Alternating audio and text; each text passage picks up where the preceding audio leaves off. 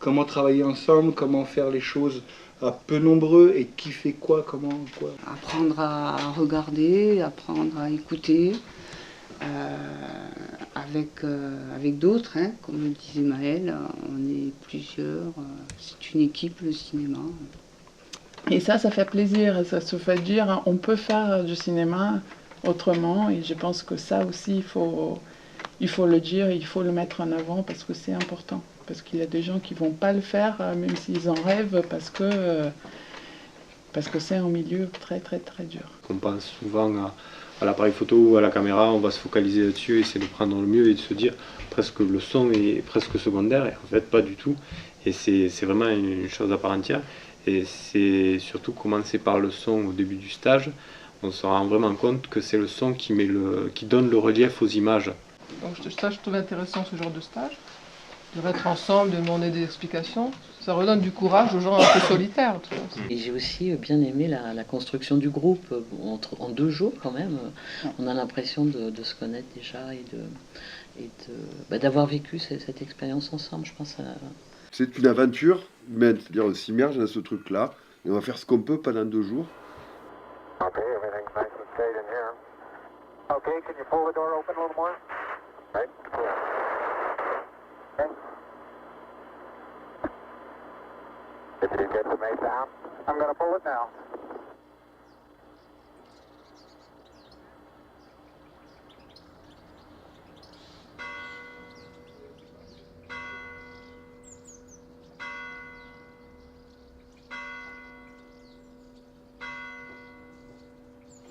Donc ce qu'on va travailler sur ce week-end, entre autres choses, on va axer le travail autour de l'ouverture des sens, c'est-à-dire devenir les plus sensibles possible à ce qu'on est en train de faire, de façon à ce que l'envie d'un plan, d'un son, d'une image, d'une construction puisse naître plus facilement. Bien qu'on soit en groupe, on va être les plus ouverts possible à tout ce qui nous entoure tout le temps de la balade. Donc déjà, vous allez vous retrouver dans une situation un peu de documentariste, finalement, qui est là au milieu des choses, mais qui est en dehors des choses. Le son que vous allez chercher, la matière. Donc la perche, c'est la prolongation de votre bras, bien sûr, vous allez chercher. Donc il faut être capable de se déplacer, déjà envoyer ses oreilles pour repérer des choses. Et puis après, quand vous faites une prise, il faut aller chercher le son. Et là, je vais faire une prise. Donc là, je suis centré. Voilà.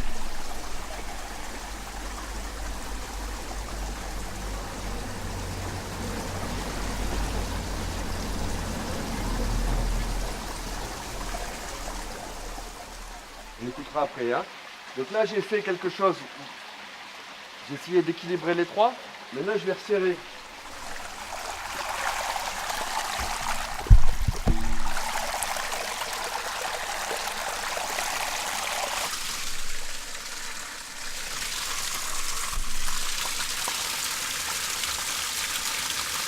Apprendre à repérer, à regarder sans appareil photo, sans micro, sans rien. Sentir le lieu. Donc, si vous voulez bien, on va se poser. Je propose un axe qui soit peut-être celui de la chapelle, l'axe de regard. On peut peut-être, à mon avis, on ne se fera pas gronder si on s'assoit ici. Et on va faire une ambiance. Donc, posez-vous. Hein. Vous posez un peu où vous voulez. Hein. C'est parti.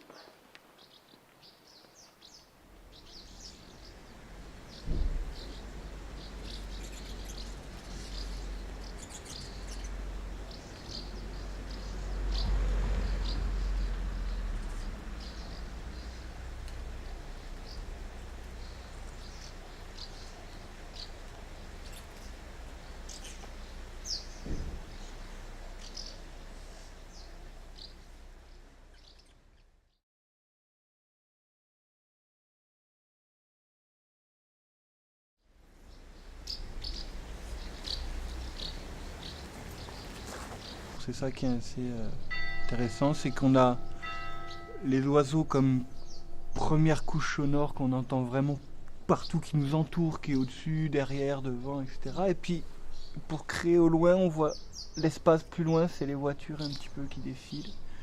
Voilà, quelques insectes qui passent assez rapidement autour de nous. et l'eau. L'eau qu'on entend quand même en petit fond.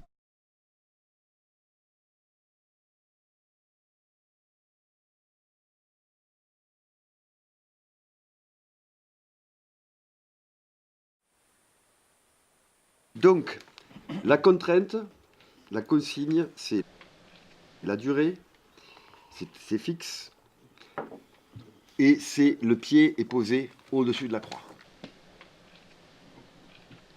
C'est-à-dire l'axe caméra, c'est au-dessus de la croix. C'est pas à gauche, à droite, c'est au-dessus de la croix. La hauteur du pied, c'est ce que vous voulez. L'axe, c'est ce que vous voulez. La focale, c'est ce que vous voulez. Et on utilise ça, cet bordure, arbre-là un peu Juste en le mur. bordure. Ouais. Juste le mur avec les fleurs. Je me souviens avec les fleurs. La rose dont tu Et on parles, met c'est la mise au laquelle? point où?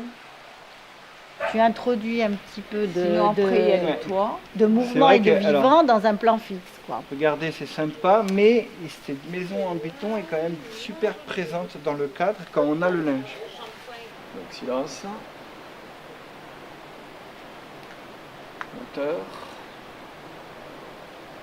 Ça tourne. C'est bon. Action.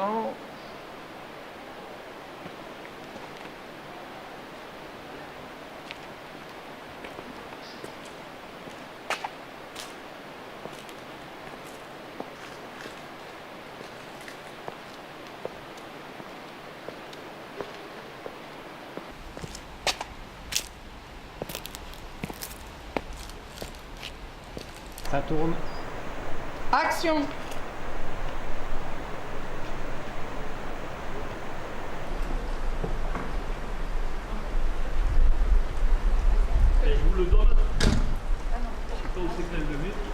Vous avez mis des pas, C'était pour pas avoir que le bruit de la rivière, et alors? changer un peu de ce qu'il y avait là. Ouais. Et puis je voulais prendre le vent dans les drapeaux, mais ça marchait pas, il n'y avait pas de vent à ce Ouais. moment-là. Truc de On bruit n'est des pas fanions. suffisamment de Petit vent. truc. Ouais, Donc oui, pour avoir un petit bruit, on a fait marcher. un d'accord. individu. Vous avez eu peur du vide un peu. Voilà. Peur, non, non. C'est pas des reproches que je fais, en fait, c'est des... Oui, Question. Bon, ce qu'on voit là, c'est que il faut rester naturel quand on fait un bruitage. Dès que vous n'êtes pas naturel, ça marque. C'est joli là. C'est bien parce qu'avec l'eau, ça donne une idée Ah du oui. vert. Le vent, l'eau, c'est sympa comme les feuilles qui bougent. Là, le rapport image-son est intéressant. Ouais. L'eau, Ouais. à mon avis, est un peu trop présente. C'est marrant, c'est au même endroit, on n'entend pas l'eau là pour le coup. Là, j'ai mis le micro tourné vers là et en plus Très bas. derrière, au sol et derrière la caméra qui était au sol, donc derrière celle qui filmait, Françoise, qui était au sol. Je l'ai mis derrière pour avoir moins de vent et pas avoir le bruit de l'autre. Ouais. On voulait pas de bruit. Là pour le coup, hein, Et le fond d'air est beau, hein. Ouais. Il y a une belle base de fond d'air. C'est-à-dire qu'on sent qu'on Voilà. peut ajouter des choses. Ouais. Vous voyez, un petit truc de chaleur, par exemple. Vous voyez, il y a de la place pour les éléments. Et tu seras au-dessus d'elle. Tu vois, comme le câble est un peu court, on pourra aller chercher un plus long. Tu vois, ce bras-là, là. Oui. Tu le rapproches de toi, comme ça, tu vois, ce bras, il sert de support, il force pas. Si tu te mets là, tu vas forcer. C'est dur le film. Moi, je veux faire un petit C'est pas si facile que j'ai chauffé. J'arrive à me caler déjà sur les oreilles, le casque. C'est bon? Lâche pas ma caméra, hein. Non, non, promis. Tu prennes bien le fil pour que tu ne sautes pas les pieds dedans. Sur le fond, tu prends un repère sur une branche ou sur. Oui. Tu vois, d'où je suis, je vois le sommet de la montagne. Oui. Donc tu poses ton micro sur le sommet de la montagne. Est-ce que tu peux te décaler par là pour c'est ta main qui me... Voilà. Et là... Faut qu'il quand même... Alors là, c'est bien. Silence. Ça va la perche? Ouais, moteur. Ça tourne. Action. Le bio est de plus en plus tendance. Pour autant, la vague du bio a-t-elle atteint la vallée de la Roggia? Nous, on fait du fromage, on fait du lait, on fait de la vente directe, mais on fait aussi du yaourt. Et ce qui m'a le plus plu et ce que je suis le plus émue quand j'en parle, c'est parce qu'à un moment donné, on est venu nous chercher, des crèches sont venues nous chercher pour faire manger à des enfants de 3 ans des yaourts biologiques et de la tome biologique à 16 heures au lieu de leur donner une vache qui rit. Et ça, c'est une récompense et ça nous conforte dans le choix qu'on a fait en nous disant qu'on ne s'est pas trompé, qu'on est vraiment dans le vrai et que c'est vers là où on veut aller et vers là où il faudrait que beaucoup d'autres aillent. Je pense que se faire plaisir et se faire plaisir avec des bons produits est quelque chose d'essentiel. Certaines personnes qui me disent « Ah non, du fromage de vache, j'en veux pas, c'est pas bon pour la santé. » Mais j'en aurais bien envie. Eh bien écoutez, faites-vous plaisir, ne mangez pas la tome complètement, mais mangez un petit morceau de fromage. Si vous l'aimez, c'est la meilleure des médecines. Vraiment, le plaisir et le fait de manger des bons produits, des produits équilibrés, et fait avec, on va dire, avec amour, entre guillemets, et avec passion, voilà.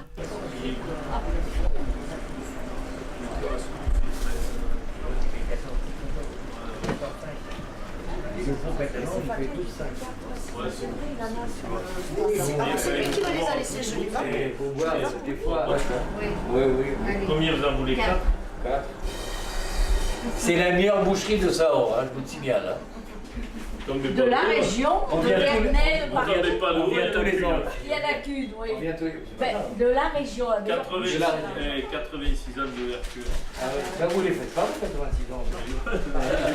Monsieur Chiffre, quand vous découpez une côtelette dans les chines, Ouais. vous ressentez quoi? Je ressens un vrai bonheur parce que les gens ils vont se régaler quand ils vont la déguster. D'ailleurs, j'allais le faire parce que j'ai une commande avec des côtes de porc de Chine et je vais la découper. Je voulais vous les sortir. C'est un plaisir qui vient de loin. Ah, de loin. Parce que moi, ça fait la 3e génération de ma famille qu'on est dans la boucherie et la charcuterie, plutôt la charcuterie maintenant. Et la nourriture, c'est pour vous presque une bonne chose pour la santé. C'est un bonheur, quoi. Vous pouvez regarder, vous pouvez en parler avec mon épouse aussi. Pour nous, la nourriture, c'est notre vie, quoi. Ah, forcément. De toute façon, il y a beaucoup de personnes qui mangent très mal maintenant, peut-être par choix, parce qu'autrefois, les gens mangeaient mal et c'était pas un choix, on n'avait pas d'argent.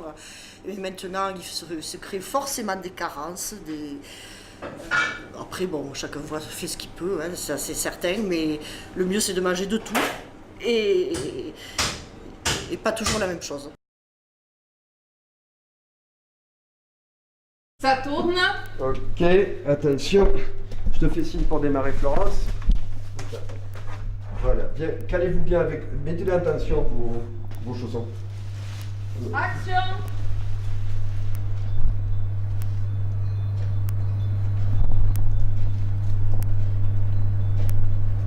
Masguité, en fait, c'est l'histoire d'une famille. C'est une association avec mes enfants, mon fils et ma belle-fille. On a une vingtaine de vaches en agriculture biologique. Donc on fabrique le fromage, les yaourts, on fait notre fabrication, on vend. Tout ça sur une petite exploitation d'une vingtaine d'hectares. Alors ici, nous arrivons là, sur mon lieu de travail. En fait, c'est le labo. Le temps calé qui permet de récolter le lait, qui nous le garde à 4 degrés pour la fabrication.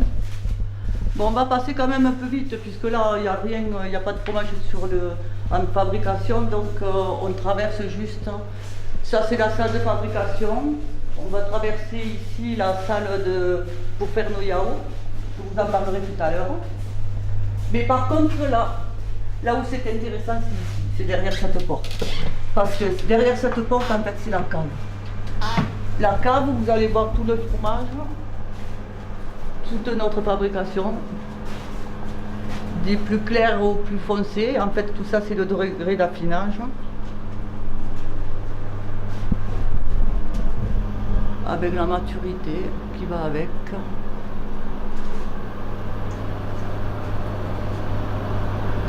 Tu t'apercevras en fait quand tu vas passer sur cette étagère qu'il y a une autre variété de fromage. En fait, ça c'est tout nos moelleux. C'est un fromage à pâte molle. Mais pour moi le plus intéressant est ici. C'est les tomes affinés. Voilà. Ça c'est un travail de presque 8 mois. En fait le départ c'est pas maintenant, le départ c'est au début. C'est à la récolte du lait, bien savoir le moment où on doit mettre en moule la fabrication. tout ce savoir-faire qu'on essaie au mieux de montrer pour avoir un final comme ça, voilà. C'est quoi ce savoir-faire? Le savoir-faire, c'est à un moment donné de savoir quand c'est qu'il faut mouler, c'est très important en fait.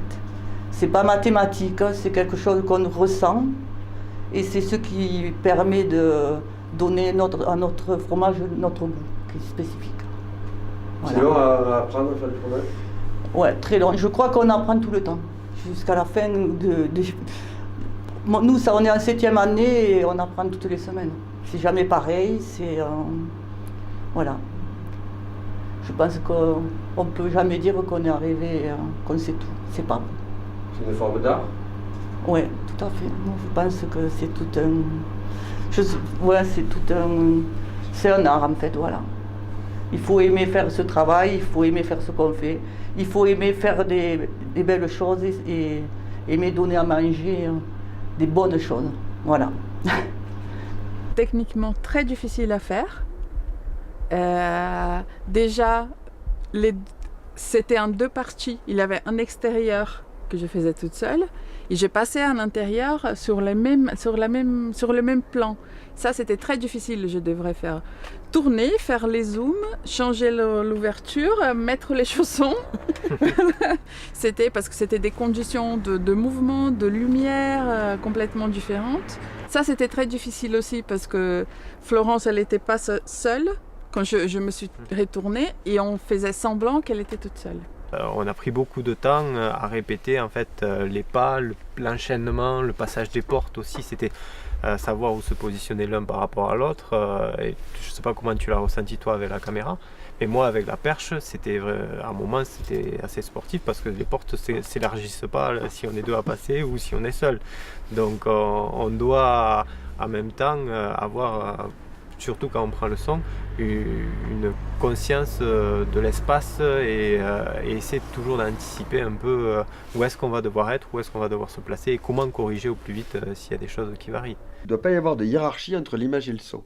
Par contre, il doit y avoir une entente entre les deux. Se complète. En se reportant à ce que j'ai pu voir dans l'enseignement, on travaille beaucoup l'image, lecture d'image, tout ça, c'est des choses très très courantes. La lecture de son, c'est beaucoup moins fréquent, alors que c'est important aussi. Ouais. Là, on est avec des êtres vivants et c'est très compliqué. Pour nous aussi. C'était très compliqué. Donc, ça n'a rien de facile. Même si on avait le choix de se mettre où on voulait, il n'y avait pas de croix pourtant. Hein. C'était une autre croix. Quoi. Ouais. Tu penses qu'à l'image, et toi, en fonction du cadre, tu penses qu'au son et de voir elle son déplacement, tu vois. Est-ce que c'est bien Oui, là les soleils ont bougé. Et ça peut nous avancer pour le montage, tu vois, c'est un pré-montage où toi déjà, tu peux dire, ah ben là, il y a un truc super intéressant. Par là? Ouais.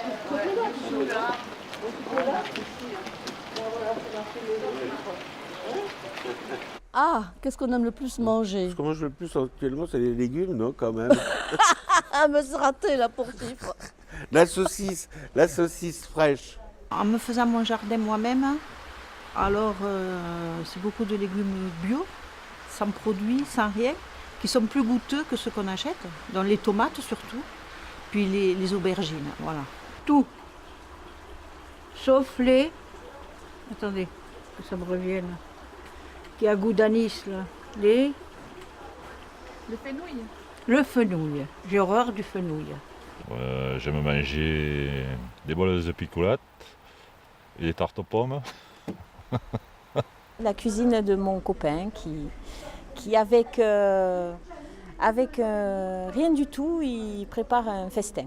À part ça, les légumes. Ah oui, non, nous on n'est pas véganes. Hein. Le souvenir d'un bon repas. Bon, j'ai beaucoup de chance parce que j'ai beaucoup de souvenirs de bons repas. C'est loin. Mes grands-mères étaient cuisinières toutes, étaient restauratrices, alors donc j'ai mangé de tout. Une tablée où on était en famille et où il y avait tout un tas de plats, une diversité de plats. Un salmi de palombe, voilà. Ça, c'était vraiment super. Pourtant, je n'aime pas les oiseaux, mais là, j'en ai mangé un. J'ai un souvenir de repas qui se répète tous les ans. C'est le repas de Noël que nous faisons chez notre boucher charcutier, Monsieur Chiffre. Quand vous mangez, est-ce que vous mangez avec vos sens? Est-ce que vous avez des sens qui sont en éveil dans vos repas? Sûrement, plus que d'autres, oui, sûrement.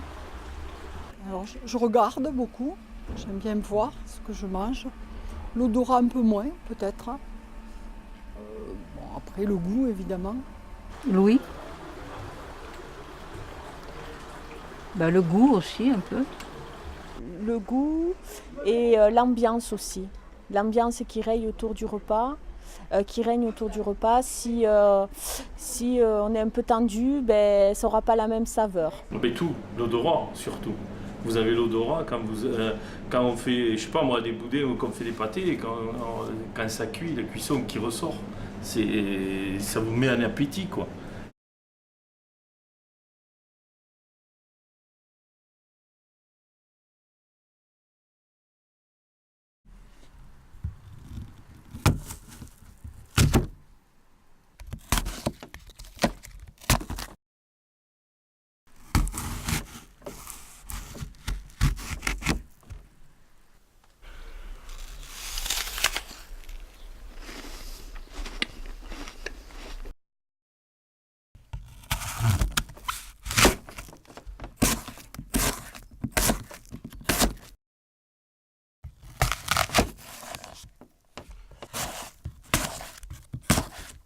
Oui, c'était vraiment pilote. C'est pour illustrer.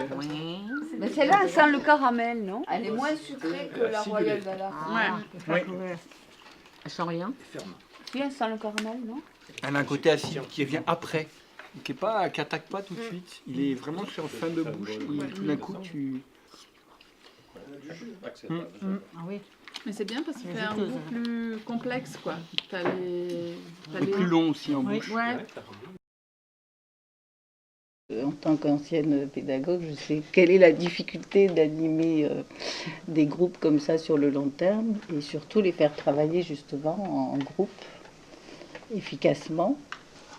Et voilà, donc chapeau, oui, voilà, aux propositions que vous avez faites. J'ai autant reçu de vous que ce que j'ai pu avoir l'impression d'avoir partagé moi de ce que je savais. Et pour ça, je vous remercie. Le village, on l'a investi, on l'a apprécié, on l'a vécu d'une autre façon que si on était venu. Voilà. Donc je crois que ces stages-là, enfin, ces ateliers-là, sont vraiment multifonctions et c'est surtout pas des choses fermées. On est vraiment dans cette notion de cinéma de territoire, c'est-à-dire un cinéma qui fait du lien aussi. Plaisir. Mettre à l'aise. Royal Gala. C'est tout moche, mais c'est beau. Partage. Nature. C'est la combinaison. Attente. Rivière. Combinaison. Regard. Variété des regards. Déception. Miam, miam. Croix. Déception. Instant présent. Répétition. Il nous endort. Long en bouche. Variété. Les croix. Engagement physique. Réactivité. Coordination. Zoom. Tout moche, chorégraphie. c'est beau. C'est la combinaison. Attention. L'attention. Attention. Maîtrise de l'outil. Attention. Grand. Contraintes intéressantes. Maîtrise de l'outil. Improvisation. Plan fixe. Écoute. Feutré. Engagement physique. Instant présent. Chorégraphie. Équipe. Croquet. Réactivité. Dans le monde du son. Répétition. Cadre matériel. Adaptabilité. Feutré. Partage. Les sens. Scientifique.